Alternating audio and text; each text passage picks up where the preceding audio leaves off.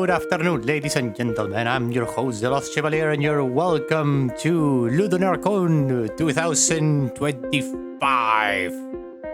Jesus, I'm old. Okay. Hello, and hello. I'm here to present to you my 5 favorite games so far. No, actually. I'm here to present to you the first 5 games that I have played of this Ludonarracon and what did I thought about them. This video will have the game showcase in no particular order. Whatever place you see a game, it doesn't matter that it's better or worse than the rest. So let's start with my first choice here, and that one is Dany Bookshop. Have you ever dreamed about going out into an adventure, taking with you a little business where you sell used books? Well, look no further. This is the game for you. It's an amazing little game.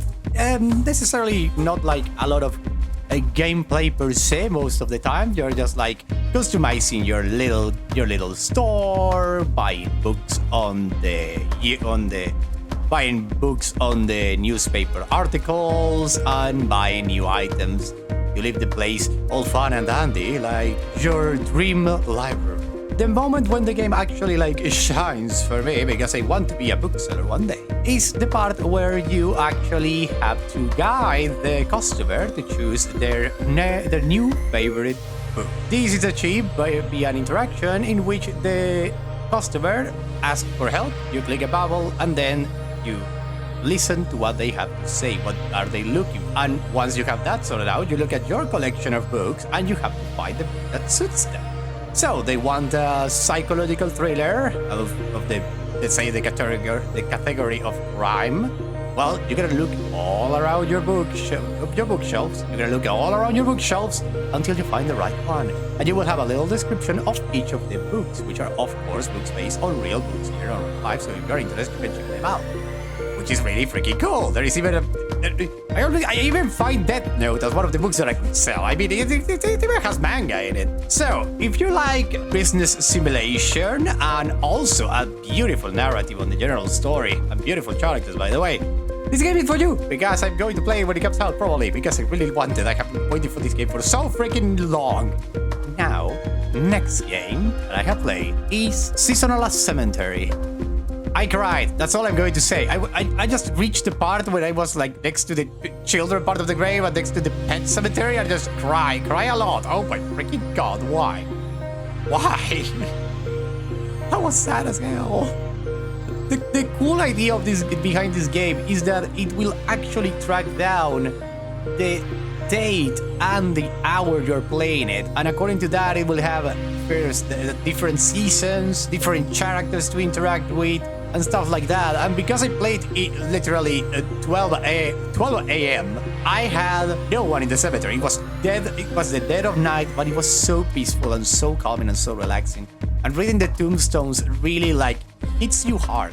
It's a weird experience. What can I say? It's more than a game. It's an experience, a narrative experience. It's just amazing. I loved it, and I cry a freaking lot when I reach this point. So, God, why?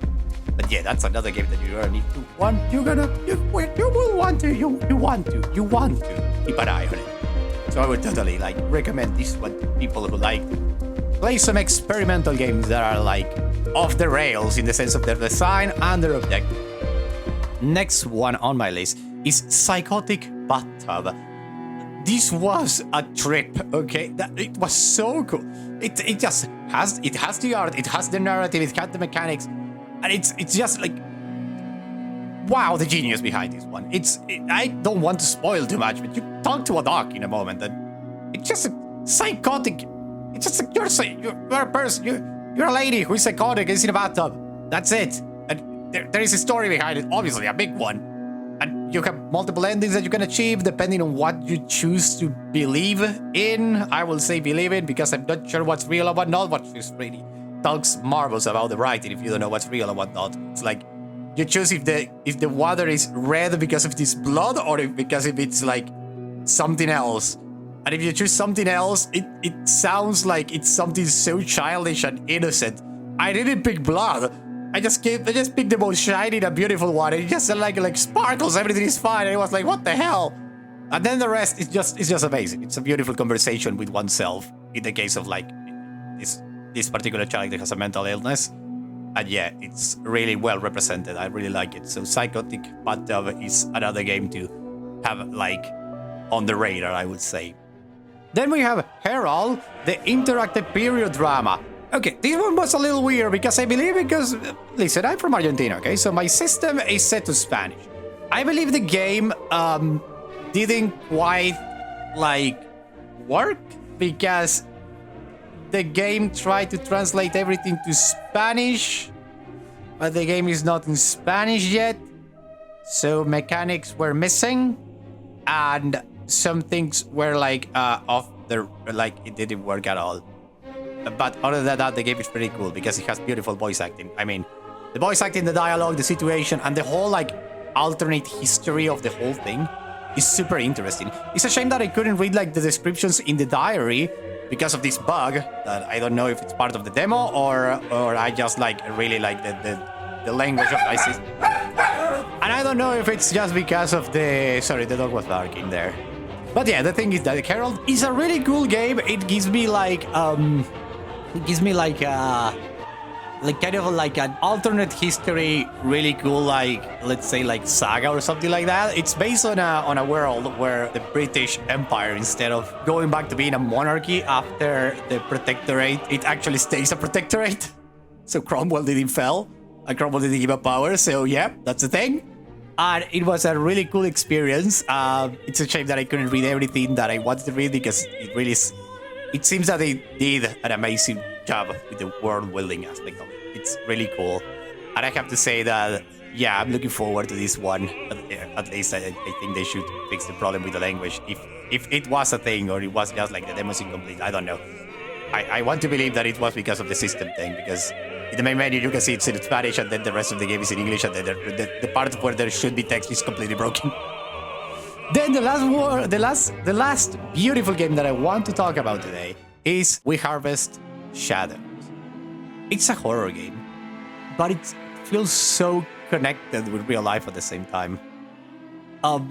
It's incredible that you just like start and just like throw away the key to your new property because you're done with the world. It feels so like I don't know, it's like the whole experience feels ethereal to me. It's like so personal and so like it hits so hard with my like own experiences of like just just like the need / want to just drive through a road until I run out of gas and see what happens from there. And then just like in this particular situation, the main character is like alone in this shack that he just bought, a giant property. He wants to start living there all alone. He totally goes hermit mode. He totally goes like cave hermit mode. And there he is, and there are like really fucked up shit going on around, but it's mostly and I want to believe. And there is like a lot of his past that you're going to be uncovering through the game, which is really beautiful. And it has like this, the mechanic is amazing. You need to do daily tasks, and if you don't do them all, you can't go necessarily. I mean, no, yes, you can go to sleep if you do them, but the problem is that if you do them before, you will be able to go to bed before nighttime, which actually saves you from the freaking scares. And they are really freaking good, I have to tell you. They are so good. This one in particular got me so hard. I just swing my axe out of freaking like, I don't know, was it just like and then this other one over here is like, oh no, the TV's not, oh no, what's going to happen? And it was like, oh no, I'm going to sleep, I'm not going to deal with this today. And then the other one was like this like dear lady that was after me, and it was just like I just hear something to my left like this. And it just I look at it and it's gone. It's super cool. The whole scary part of it is super cool. As far as I know, he's a solo dev. And he actually like states on the main menu like why he did this game. And if you read it, you will feel that it hits harder. If you read this before start playing, because you will actually be like, wow, That's inspiration. That's an artist right there that gets inspiration out of freaking things that happen in real life. I love it. I freaking love it. So those are my first 5 games that I have played. I'm going to play the rest, obviously. I have press X to play Disinfect them. I'm not going to throw this away. But this has been my little like first impressions of the first 5 games that I have played, and they are all super cool, and I can't wait to play the full versions of them when they come out if I can afford them.